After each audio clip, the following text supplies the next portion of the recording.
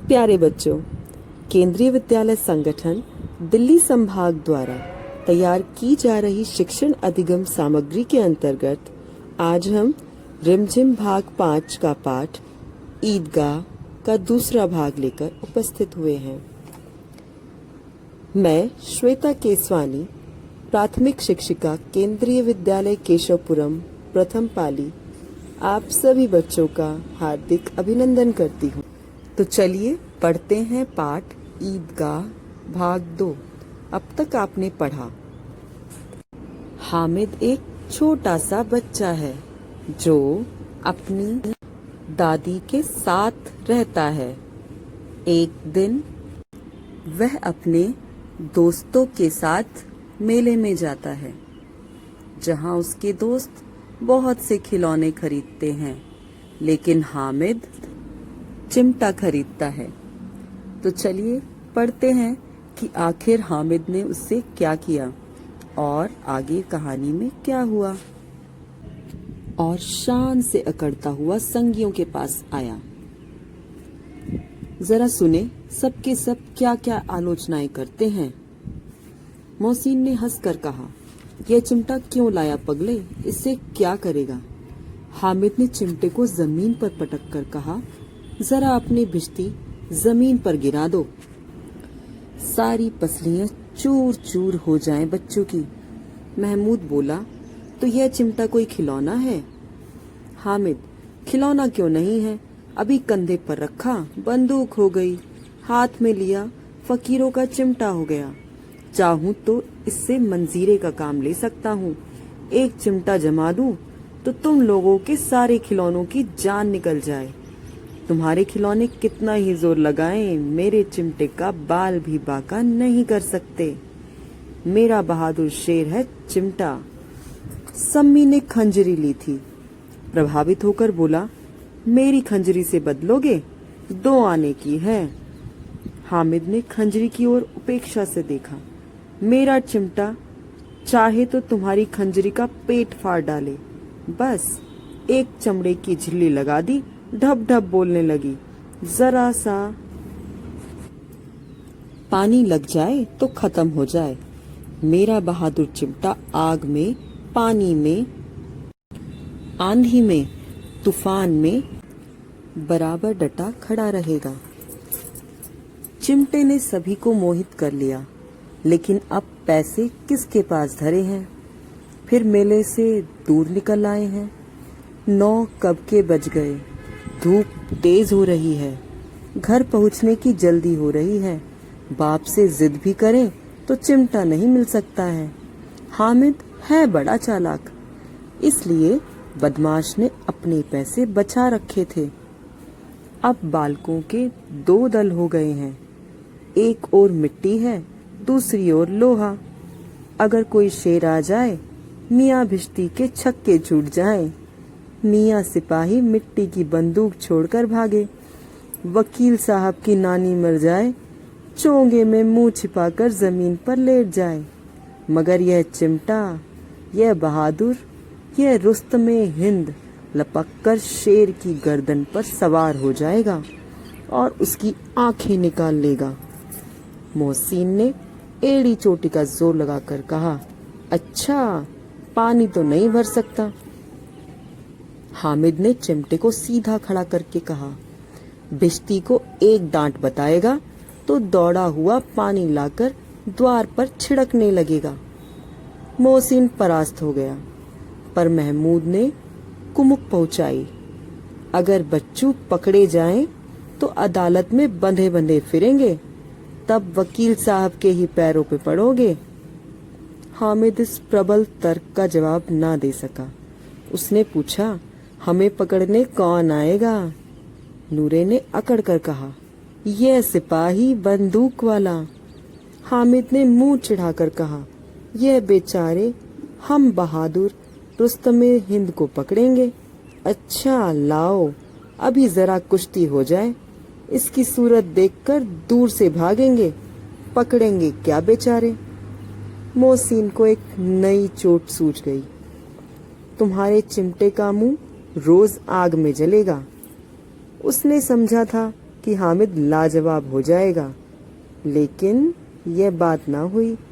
हामिद ने तुरंत जवाब दिया, आग में बहादुर ही कूदते हैं जनाब। आग में कूदना वह काम है जो रुस्तमे हिंद ही कर सकता है। महमूद ने एक जोर लगाया, वकील साहब कुर्सी मेज पर बैठेंगे, तुम्हारा चिमटा तो बावर्ची खाने में जमीन पर पड़ा रहेगा। इस तर्क ने सम्मी और नूरे को भी सजीव कर दिया। कितने ठिकाने की बात कही है पट्टे ने। चिमटा बावर्ची खाने में पड़े रहने के सिवा और क्या कर सकता है। हामिद को कोई फड़कता हुआ जवाब ना सूझा तो उसने धांधली शुरू की, मेरा चिमटा बावर्ची खाने में नहीं रहेगा। वकील साहब कुर्सी पर बैठेंगे तो जाकर उन्हें जमीन पर पटक देगा और उनका कानून उनके पेट में डाल देगा। कानून को पेट में डालने वाली बात छा गई, ऐसी छा गई कि तीनों शूरमा मुंह ताकते रह गए। हामिद ने मैदान मार लिया, उसका चिमटा रुस्तमे हिंद है। अब इसमें मोहसिन, महमूद, नूरे, सम्मी किसी को भी आपत्ति नहीं हो सकती। औरों ने 3-3, 4-4 आने पैसे खर्च किए पर कोई काम की चीज ना ला सके। हामिद ने 3 पैसे में रंग जमा लिया।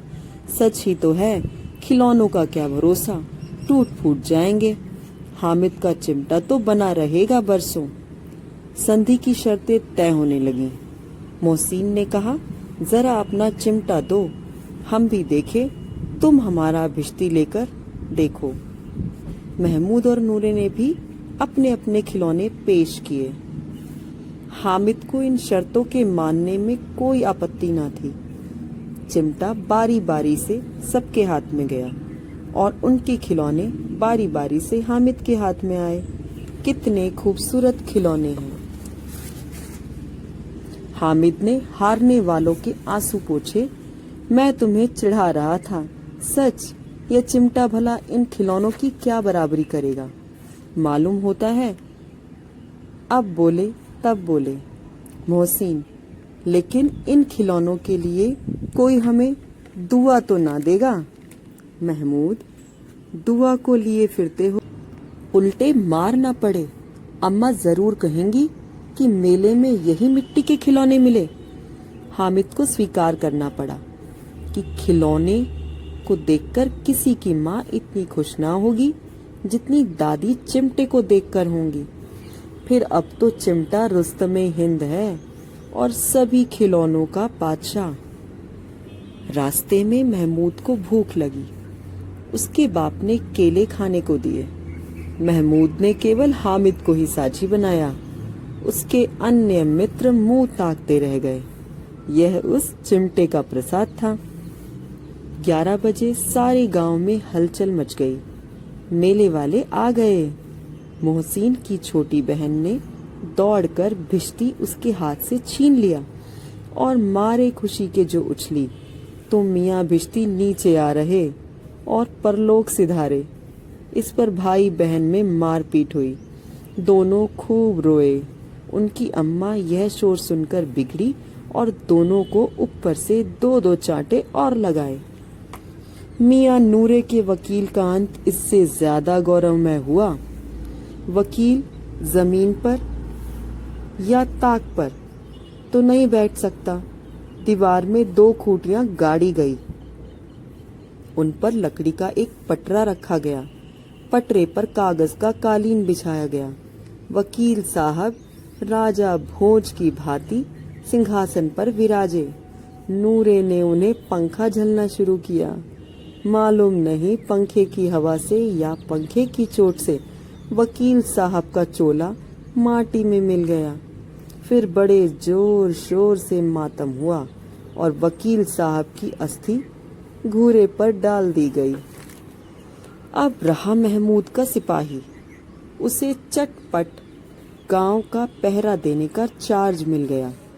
लेकिन पुलिस का सिपाही पालकी पर चलेगा। एक टोकरी आई, उसमें कुछ लाल रंग के फटे पुराने चीथड़े बिछाए गए, जिसमें सिपाही साहब आराम से लेटे। नूरे ने यह टोकरी उठाई और अपने द्वार का चक्कर लगाने लगे। उनके दोनों छोटे भाई सिपाही की तरह छोने वाले जागते लहो पुकारते चलते हैं। महमूद को ठोकर लग जाती है, टोकरी उसके हाथ से छूटकर गिर पड़ती है और मियाँ सिपाही अपनी बंदूक लिए जमीन पर आ जाते हैं। उनकी एक टांग में विकार आ जाता है। महमूद को आज ज्ञात हुआ कि वह अच्छा डॉक्टर है। उसको ऐसा मरहम मिल गया है जिससे वह टूटी टांग को आनन फानन में जोड़ सकता है। टांग जोड़ दी जाती है, लेकिन सिपाही को जो ही खड़ा किया जाता है, टांग जवाब दे देती है।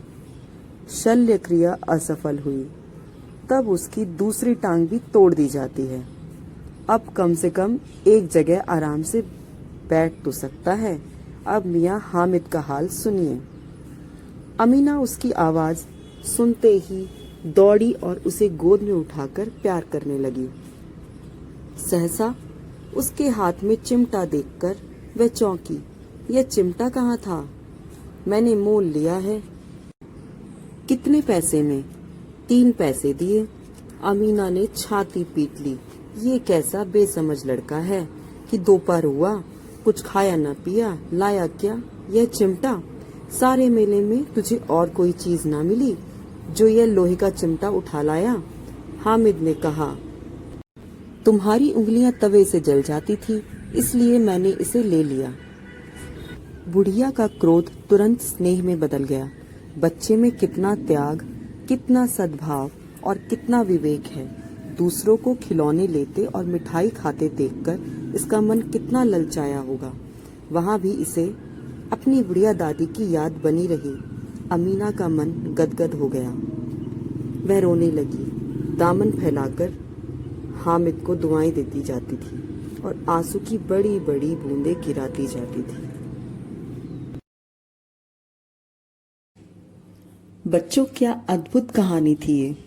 क्या अद्भुत भाव और क्या अद्भुत सीख थी श्री प्रेमचंद जी ने अपनी इस कहानी में। बच्चों, हर त्योहार की तरह ईद का त्योहार भी हमें प्यार, त्याग, बलिदान और अपनों के लिए अपनापन ही सिखाता है। जैसा कि इस कहानी में हामिद ने अपनी दादी के लिए दिखाया। उसने मेले में अपने लिए खिलौने और मिठाइयाँ ना लेकर अपनी दादी की परेशानी को ध्यान में रखा और उनके लिए चिमटा खरीदा। तो इस कहानी का संदेश है, यह कहानी अपनापन, प्रेम और त्याग की भावना पर प्रकाश डालती है। तो बच्चों, अब आपके लिए कुछ प्रश्न। प्रश्न 1, हामिद आपको कैसा लगा? उसकी कोई 3 विशेषताएं बताइए। प्रश्न 2, यदि आपको 100 रुपए दे दिए जाएं तो आप उसका क्या करेंगे? तो ईदगाह का भाग 2 यहीं पर समाप्त होता है। आप भी हामिद की तरह अपनों का ख्याल रखें। बच्चों, आज हम जिस कोरोना महामारी से लड़ रहे हैं, उसके लिए भी यह कहानी हमें सीख दे जाती है कि आज हम अपनी आज़ादी, जैसे कि बाहर घूमने की, इधर उधर जाने की, उसका त्याग करें। तभी हम अपने लिए, अपनों के लिए और सबके लिए मिलकर कोरोना से लड़ सकेंगे। तो चलिए, अपने लिए, अपनों के लिए, सबके लिए अपने अपने घरों में ही रहें और सुरक्षित रहें। धन्यवाद।